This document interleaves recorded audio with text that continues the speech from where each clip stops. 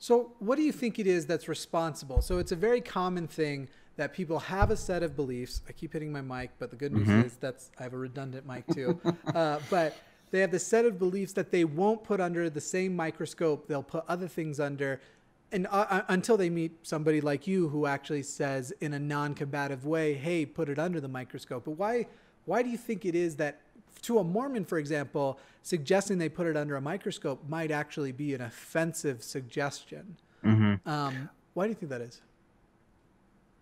Yeah, you do get a lot of that, and I wouldn't say it's definitely not just a Mormon thing. I've talked to some Mormons, sometimes even just equating a God belief with a spiritual thing or something magical or karma. When I'm rattling off the list of topics, some people will get even a little offended that I'm even willing to question their God belief. But most people are okay with that and they go along with it. But Right. it's a kind of all on how you approach it, how you lay out what you're going to do, and you get consent. So yeah, you just want to kind of be upfront, let people know what's going on, give them plenty of notice as far as where this conversation might be heading. And generally, I think most people like having participated in it.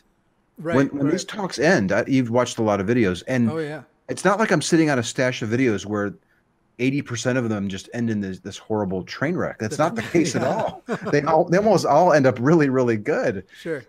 People tend to really enjoy the talk and having explored their belief, and sometimes they're even more resolute in their belief. But more often than not, they walk away with the pebble in their shoe and they're thinking about it. Sure. Yeah. So you mentioned you've done the conversations with Mormons. I've seen some of those. And because of that, I want to ask, do you think, sorry for being selfish again, because I'm making this about myself, but do you find Mormons are more resistant than other people on average, or are they about the same? For example, I saw the start of the one video where they were like, we'd like talking about your beliefs. And they were like, it was a couple and they were like, we're Mormon. We love to tell people about our beliefs. And do you find that they are more resistant than say other Christians? I wouldn't expect to find them more resistant as it's funny because I always say Muslims and Mormons are so synonymous in the amount of commitment they have to their religion, but maybe other Christians or yeah. Okay, so to answer your question, no, I don't think Mormons are any more difficult to talk to when you use this method than any other group of people. And I said the exact same thing when I was on Lloyd Evans' show about Jehovah's Witnesses. Okay. So there seems to be this perception like, oh, our group is really pretty, we're tougher to get through. I really don't think that that's the case. And Muslims, I feel the same way. Okay. That's very encouraging because I have so much family that I want to try myself to come again one day when the conversation arises and not be as combative and go, let's not argue. Let me just ask you. Yeah. And in a lot of ways, that part, it's harder coming from me because I know the way they got to their beliefs. They're not going to be able to tell me anything new. And so I feel like from me, it might seem disingenuous, which is why I'm totally going to just happen to be at the supermarket with my dad when you're at the supermarket and I'm just going to run it. Now it's just it's funny. People message me like, can you come talk to my dad? Or when are you going to be in Denver? Because I'm in Denver. When are you going to be here? Yeah, exactly. I get that quite a lot. We started a Facebook group called Chat with a Street Epistemologist. So if you know somebody who you love or care about and you would like to have somebody gently challenge their belief formation process like you see in the videos, right, go to the Chat with a Street Epistemologist Facebook group and you can ask for somebody to give you some pointers or do a little role play with you so that you can be prepared for that conversation. Sure. Or you can even have your loved one go in there and converse with somebody who's using this approach. Yeah. But yeah, Mormons aren't any more difficult. I probably had 20 talks with Mormons and my general impression was that they're extremely sincere and honest. They're probably one of the more honest groups of people when it comes to reflecting on their beliefs and admitting when they're using faith as a method and acknowledging that it's unreliable. Yeah, and I didn't want to imply difficult as in like they're harder, like their points are more, because that's what a Mormon watching this would be looking for. See, they can tell we have a little more truth. I more meant is the wall that they put up thicker, I guess, where you before you can actually get them to be open up and be honest and observe? Do you find that wall to be any thicker? Which it sounds like probably not, but. Well, you mentioned the conversation that I had with the Mormon couple in the park. Right. And what was interesting is the woman, I think, had been raised with it, and her husband came along later, but he was the one that was really into it. And the doctrine, it's this, it says this in the book. And I'm like, and in fact, his wife was even picking up on where I was going with it. She's like, honey, he's not interested in what you believe. Right. He wants to understand how you figured out that that's true. Why? Yeah. So let this car flash by. Okay, go ahead. Yeah, I think there's different personalities at play here. But I remember she too had given a reason.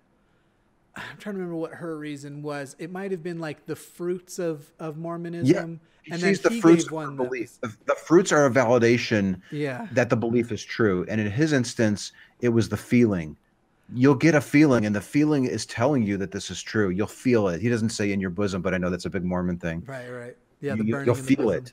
And we were like, I think we were talking for almost an hour when he said, it's like you have a feeling somebody's behind that tree. And I'm kicking myself that we didn't explore that a little bit more to see. Yeah. Could you have a feeling something's behind the tree, but there really not be somebody behind the tree? Yeah. No, I hope they follow up if they haven't already. So at some point in your conversation, sometimes toward the end, sometimes in the middle, but it seems like a question will come along that's basically like, if faith can be used to support any position, what good is it to get to truth? And I want to talk about that concept, but first I want to know if that specific question has ever been met with hostility, because to me, I could see it happening. So as specifically you saying, even if they've agreed that faith sucks, essentially, but drawn out, has that ever been met with hostility? I don't think it's ever been met with hostility. I think it's been met with uncomfortableness. And so there was one guy. Okay. It didn't happen at the time of the interview, but he messaged me later that he was in the bathroom, and he was essentially, I think it came down to faith for him. Right. And we were talking about how, is faith really reliable? And I think he was having somewhat of a breakdown in the bathroom. And he I don't know, he sent me an email saying that he was envisioning attacking me with a chair or something. But and there were friends around him, and he was safe. Yeah. But that might have been the greatest incident that I'm aware of. Interestingly, I'm still chatting with him today. Good. Yeah, we've moved to Facebook Messenger, and we're going through it's very complicated. He's constructed a lot of different reasons now. He realizes faith is unreliable, but suddenly 2 years later, he's got all these other great reasons why this is true. So he's elevated, his explanation has become much more complex. Do you think that means and so this was something I asked the girl who I was interviewing yesterday in prep for this. We talked about, so this in diverting from your style, she had talked about, she has this for sure belief in Christ, but it also talked about that she doesn't know the Bible back and forth. And so I asked, are you aware that it wasn't until 92 years later that anybody actually wrote about it? And that was apparently the first time.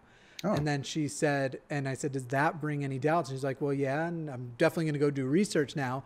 And so when she said that, I said, okay, I just want to ask one thing. Can you try when you do your research to start at a position of 0 as not made up, and don't do your research in trying to prove my point or your point? Just ask neutral questions to Google. And do you think that in 2 years that he has all of these new reasons, do you think he actually went, I'm uncomfortable, now let me go and search this from a neutral position? Or do you get the impression he just went searching for more information that supports his side, regardless of if it's something he contemplated deeply? I don't know for sure, but my suspicion is that he went right back to his friends and his community that believe the thing that he does. Okay. And just reinforced it for him. So that's one of the problematic things, I guess, about this approach, is that you can have a great talk in 30 minutes, but if the person then ends up going back to their group and reinforcing these beliefs, and it's okay, don't worry about it, that guy is just an atheist, he was tricking you, he confused you, you're okay, you're good, God is real. Man. that could be a real big challenge. That's a big hurdle for us to overcome, which is why I think it's important that people learn this method, so that individual can have 10 conversations with people Right. who are using this method, and there's these interruptions between going back to your tribe who's only going to just keep reinforcing, and kind of towing the line. It reminds me of, I told this story on Sunday Mass also, but it reminds me of, as if people want a depiction of that this is a real thing that happens to us as atheists. And this wasn't when I was atheist, but I did believe in evolution because I'd finally taken a class that laid it out and it made so much sense. And I remember I had gone home and my little sister was on her lunch break from the school, and we lived down the road from the school. They allowed kids to go off campus for lunch. And she was home and she had a bunch of her friends there and they were eating. And it must have been the first day or first week of school because she said, yeah, I like all my teachers except my biology teacher. And then she said with the biggest smirk and smile you could hear in her voice, he believes in evolution.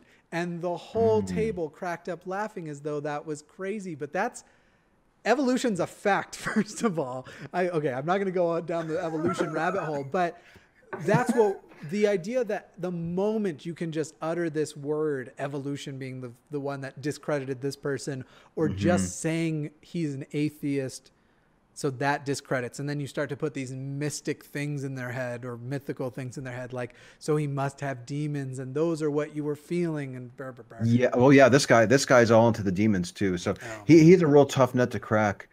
But what's interesting is that on the first meeting, it was all about faith. And I met him again on camera, and faith wasn't in the picture. It was all about evidence. And now it's arguments. Because of the supernatural realm, you don't really have evidence for it. It's all these great arguments that support this. So, and now we're shifting into morality. And the reason why I know that's supernatural, that there is a supernatural realm, is because there's objective morality. But, so anyways, I have a video if you want to. I'm not saying you have to use mine. There's lots of good videos, but I really stand by my video, How Can an Atheist Have Morals? I'm also just going to shamelessly plug it now, but basically I make the case that not only the way atheists have morals is the exact same system that religious people choose what in the Bible to apply to their today life. Cool. I want to see that. Yeah, I would really like to see that video. Yeah, I stand by. It's one of the videos of the Dear Mr. Atheist videos I've put out, I think 12 so far. The ones that I really feel great about are Why Do You Hate God? How Can an Atheist Have Morality?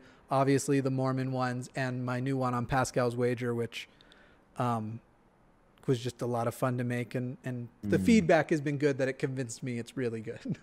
Good. Those are the ones that I'm feeling really good about. The rest of them, while entertaining and you still get to see my cartoons, I can't even remember what the titles were. So who knows if they were good. Yeah. So I think what's important is just so for your viewers, I'm not intending to take your video and then send him the link and say, watch this. Oh, yeah. No way. Okay. So I'll watch it and it will help me form better questions for him to figure out how he's so sure that what he thinks is true. I wouldn't give him a video unless he agreed that seeing a compelling argument made for this position would lower his confidence or something like that. Right. So many times we give people links to stuff that they're not going to even probably watch it. And that's so frustrating, man. And obviously you're a smart cookie. I wasn't saying you probably know all of the arguments. I'd say check it out if you want to check it out. But it's the truth is, Dear Mr. Atheist is made for people who are looking, not for people who are debating and want to put a link up. It's for atheists who aren't very good at articulating their position, so they need another atheist to kind of lay out the words for them, which sounds like, I'm not saying choose the belief, but when you already know, for example, Pascal's Wager, when you already know that you think Pascal's Wager is silly and it doesn't make sense for you, that doesn't mean you can articulate it. And so I try to present how we word it and everything. It's also for people who have doubts for the first time and go, okay, but I know moral atheists, so how could an atheist have morals? And then they go and they find it. So I wasn't trying to suggest do not be, I hate debating with Google, which is what I refer to anytime I'm debating with somebody, especially on Facebook. And rather than reply to me, every reply is a link. I'm not going to read your damn link if you don't know it well enough to summarize it. Screw you. Exactly. Yeah, definitely. Yeah, so I hope I didn't give that impression either. No, I appreciate the resource. I'll definitely check it out though. Yeah.